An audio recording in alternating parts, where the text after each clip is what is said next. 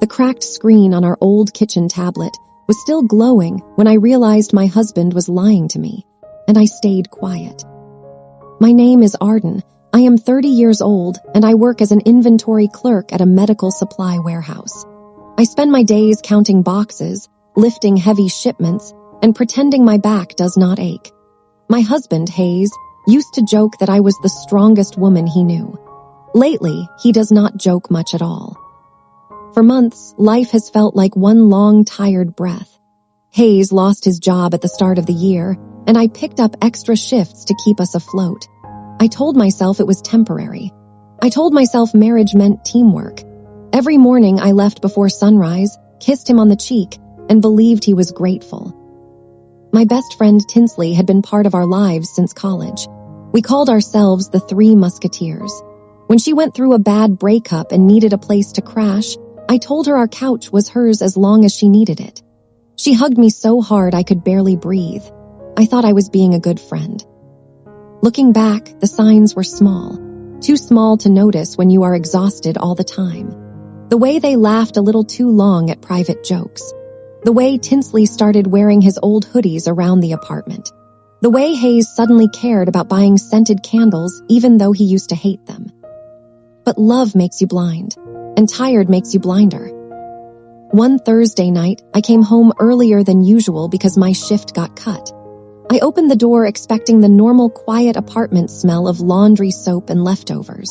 Instead, I heard soft music coming from the living room. When I walked in, Hayes and Tinsley were on the couch under the same blanket. Her head was on his shoulder. His hand was on her knee. They froze like two kids caught stealing cookies. My stomach dropped so fast I thought I might faint. I remember the sound of the ceiling fan and the smell of her floral perfume. I remember feeling like I was watching my own life through glass. I did not yell. I did not scream. I just said, "What is going on?" Hayes cleared his throat. Tinsley bit her lip. No one answered for a long time. Finally, Hayes said the words that cracked my world in half. "Arden, we need to talk." Those 4 words are a warning siren for heartbreak. They told me they had developed feelings. They told me it started as friendship. They told me they never meant to hurt me. Every sentence felt like another brick on my chest. I asked how long. Hayes looked at the floor and whispered, "A few months." A few months. While I was working myself into the ground. While I was packing his lunches and paying our bills. Then came the part that still makes my hands shake. Tinsley leaned forward with careful eyes and said maybe this could be something good for all of us. Maybe we could be together, the 3 of us, one big modern family. For a second, I honestly thought I had misunderstood her. I said, "You want me to share my husband?" Hayes nodded like he was offering me a reasonable suggestion about what to eat for dinner. I walked into the bathroom, locked the door, and sat on the cold tile floor. My whole body felt hollow. I cried so hard I tasted salt. On the other side of the door, they kept whispering, planning a future that erased me completely. That night, I did not sleep at all. The next few days were a blur of awkward silences and fake politeness. Hayes acted hopeful, like I just needed time to warm up to the idea. Tinsley kept leaving little notes saying she loved me and valued our friendship. I felt like I was living in a strange play where everyone had lines except me. I started noticing new details. A matching set of travel mugs I never bought. Text messages that disappeared too quickly. The fact that Hayes suddenly guarded his phone like it contained government secrets. One afternoon while they were both out, I opened the old tablet we kept on the kitchen counter.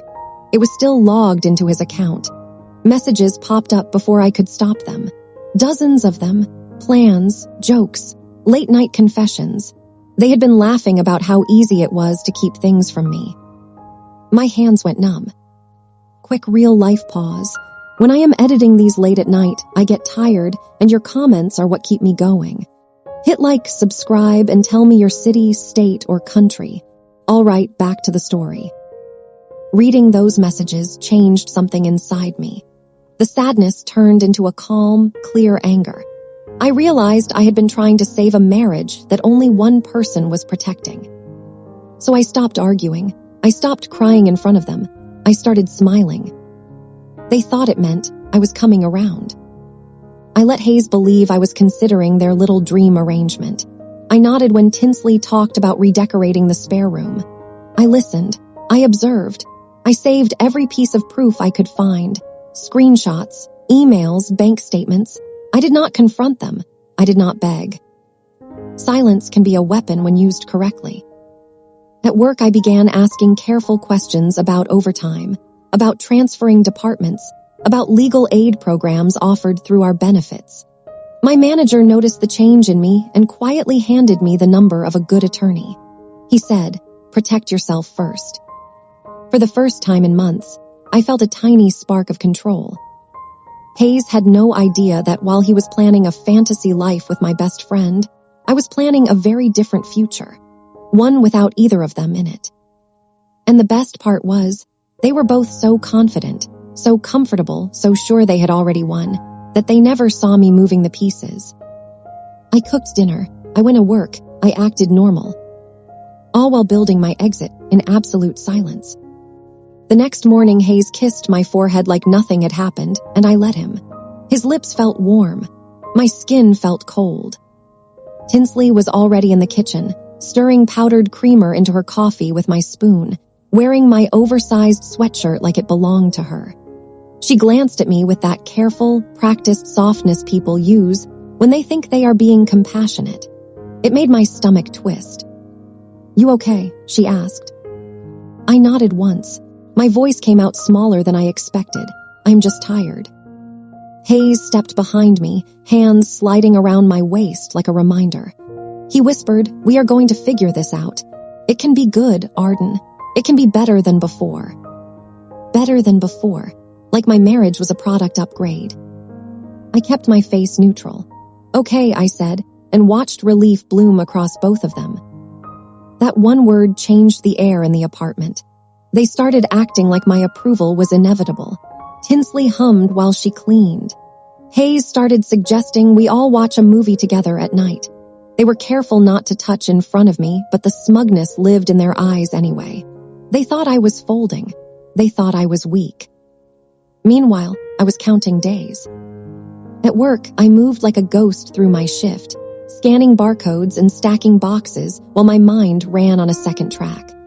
I called the attorney my manager recommended during my lunch break, sitting in my car with the windows cracked, open even though it was cold.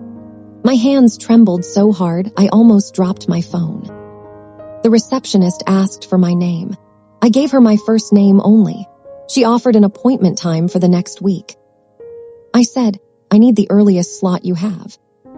She gave me one for Monday morning, right after dawn. I wrote it down on a receipt and hid it in my sock. That night, Hayes told me he had an idea. We were in the living room, all three of us, like a staged picture of a happy modern home. The television was on, but none of us were watching. Tinsley sat on one end of the couch with a throw pillow in her lap. Hayes sat in the middle, like a judge. He said we should get everything out in the open. Like no secrets, full honesty from now on. I stared at the screen. A cooking show played silently. Someone sprinkled salt over a steak. Tinsley nodded, too eager. Yes, transparency, healthy communication. Healthy, that word almost made me laugh out loud. Hayes reached for my hand. I let him take it. His palm was clammy. He squeezed, then said we should share locations, like on our phones. That way no one feels anxious. There it was, the first real glimpse of what they wanted. Not love, not a relationship, control. If I shared my location, they could track my shifts. They could plan around me. They could keep hiding while pretending to be honest. I kept my face blank. "Okay," I said. Hayes exhaled, satisfied. Tinsley smiled like she had just won something. I took out my phone and pretended to set it up. I even held it toward Hayes so he could see the screen. But I did not turn on my real location. I turned on a decoy. Years ago, when my younger cousin got in trouble for sneaking out, my aunt installed a basic location sharing app on his phone. He had shown me the trick to spoof it, laughing like it was magic. I had never thought I would need it. Now I needed it. I set my location to pin at my warehouse parking lot.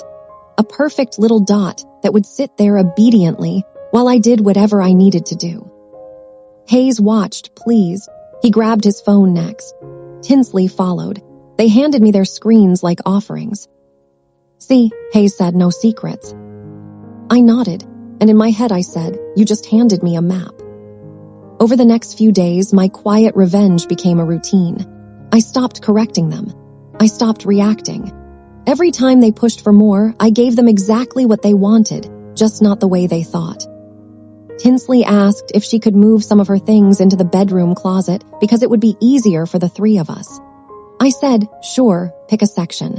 Then I watched which side she chose.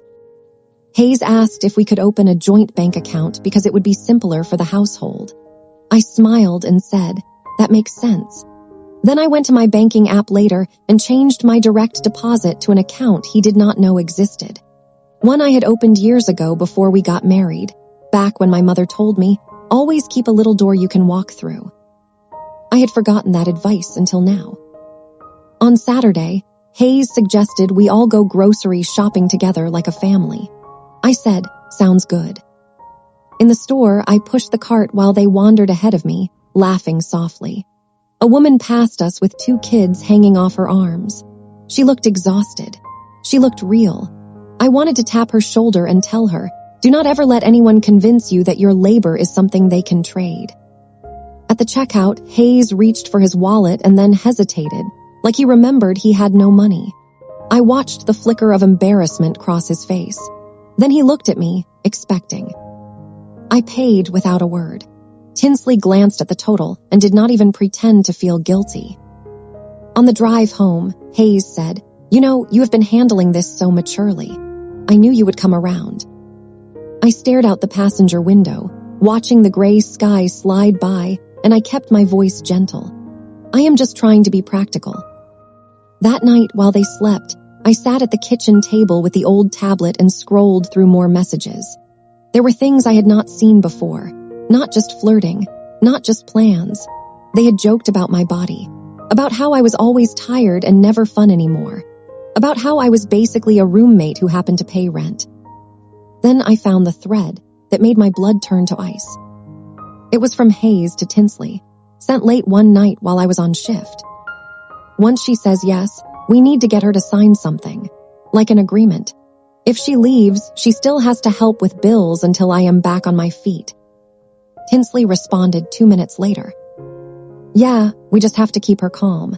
She is easy when she feels guilty." I did not cry. I did not scream. I took screenshots. I emailed them to myself. I printed them at work the next day, using the office printer in the back that no one monitored. The paper felt warm in my hands like it had a pulse. On Sunday evening, Hayes announced we should all sit down and talk about timelines. He said it like he was planning a vacation. I sat across from them at the coffee table. Hayes leaned forward, confident. Tinsley tucked her hair behind her ear and smiled. "So," Hayes said, "when do you think we can make this official?" I looked at the 2 people who had known me for years and still managed to misunderstand me completely. I kept my voice calm, sweet even. "Monday," I said. Their faces lit up at the same time, and in that moment, I knew they truly believed I was theirs to manage. They had no idea Monday was not the day I joined them. Monday was the day I left them. Monday morning arrived with cold rain tapping against the bedroom window, and for the first time in months, I woke up before my alarm. Hayes was still asleep beside me, breathing heavy, confident in a future he had already planned. Tinsley was curled up on the couch under the throw blanket I bought years ago. The apartment smelled like burnt toast and false hope. I moved quietly, gathering the small suitcase I had packed the night before while they thought I was showering. Inside were my birth certificate, my passport, the jewelry my mother left me, and every document I needed to disappear from this life. At dawn, I slipped out the door with my keys in my pocket and a calmness in my chest that surprised me. They believed I was going to work. Instead, I drove straight to the attorney's office. The waiting room was beige and smelled like old coffee. A tiny plant drooped on the reception desk like it was tired of life too. When the lawyer called my name, my legs shook, but my voice stayed steady. I told him everything. I showed him the screenshots, the messages, the plan they had made to trap me financially. I spread the printed pages across his desk like evidence in a trial. He leaned back in his chair and said, "You are doing the right thing by coming here first." By noon, I had signed separation papers. I learned exactly what my rights were. I learned that I did not owe Hayes a single extra dollar of my future. I learned that love does not create a lifetime contract to be used. Before I left, the attorney looked at me kindly and said, "Do not warn them. Do not argue, just go." So I did. I drove from his office straight to the apartment, but I did not go inside. I parked across the street and called my father. I had not told him anything yet. I had been too ashamed. "Dad, I need help," I said. That was all it took. Within an hour, he arrived with his old pickup truck and the same gentle expression he used to have when I was a little girl with scraped knees. 2 of my closest coworkers showed up as well, carrying boxes and tape. We moved fast. Hayes and Tinsley came home in the middle of it, laughing as they climbed the stairs. Their laughter died the second they saw my father carrying my suitcase. "What is going on?" Hayes asked. I kept folding clothes into a box like it was the most ordinary day in the world. "I am leaving," I said. Tinsley tried to grab my arm. "Arden, wait, we can talk about this." I stepped back and handed her a printed copy of their messages instead. The color drained from her face as she read.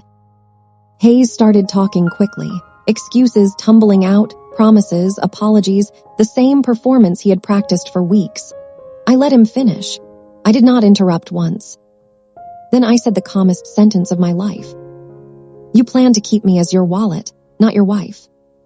The room went silent. My father carried out the last box while Hayes kept begging me to reconsider. He said we could start fresh. He said he would cut Tinsley off completely. He said anything he thought might work. I looked at him and realized something important. I did not love him anymore. By sunset, I was back in my childhood bedroom with my old posters on the walls and the familiar smell of my mother's cooking still faint in the house. I slept that night without checking my phone once. The days that followed were not dramatic. Real endings rarely are. I filed for divorce. Hayes signed the papers without contest because he had no leverage left. Tinsley tried to text me long emotional paragraphs about forgiveness. I blocked her number and never looked back. At work, I reduced my hours to something human again. I started eating real meals. I began to breathe. Hayes and Tinsley moved out of the apartment when the lease ended. Without my income, they could not afford it.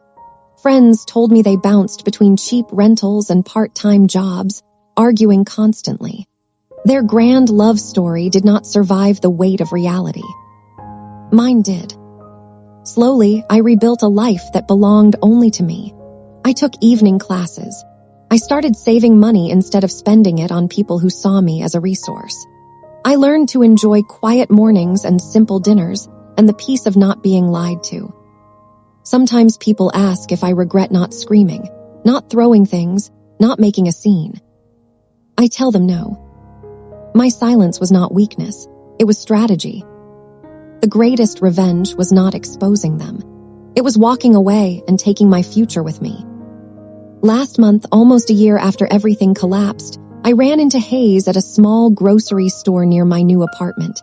He looked tired, older, smaller somehow. He tried to smile and asked how I was doing. I thought about all the shifts I no longer worked, all the bills I no longer carried, all the nights I slept peacefully. "I am doing great," I said. He nodded, like he finally understood something he should have known all along. I paid for my groceries with my own money, walked out into the bright afternoon, and drove home to a life that is finally completely mine. And that, more than anything, was the ending I deserved.